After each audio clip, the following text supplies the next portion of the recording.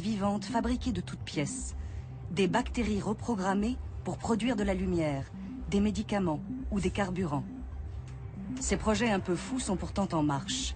Une véritable révolution scientifique. Son nom, la biologie synthétique.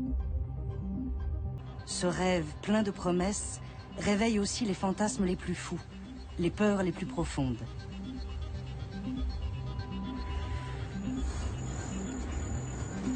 En Californie, une dizaine de compagnies ont déjà sauté le pas. Elles anticipent la fin du pétrole et des ressources fossiles. Leur nouvelle matière première, des organismes vivants.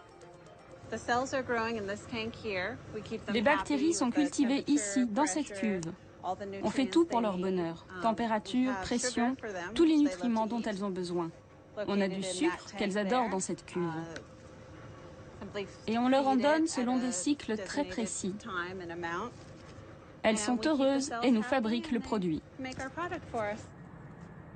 Ce produit, fabriqué avec bonheur par des milliards de bactéries, c'est peut-être l'essence du futur.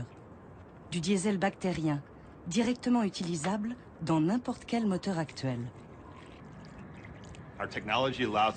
Notre technologie nous permet de produire des carburants qui iront dans les avions, dans les voitures.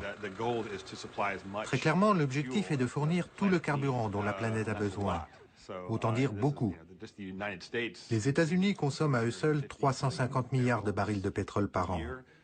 Le diesel, c'est quelque chose comme 60 milliards. LS9 fait partie de ces nouvelles compagnies de biotechnologie qui ont vu le jour aux États-Unis grâce au progrès fulgurant de la biologie synthétique. Depuis environ 5 ans, des milliards de dollars sont investis pour développer ce nouveau mode de production, au potentiel vertigineux. Ce carburant est issu d'un procédé en une seule étape.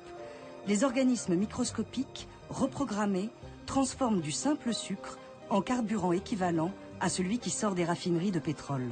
Ces bactéries si prolifiques n'existent pas dans la nature. Les ingénieurs du vivant ont réécrit leur ADN pour qu'elles exécutent une nouvelle fonction.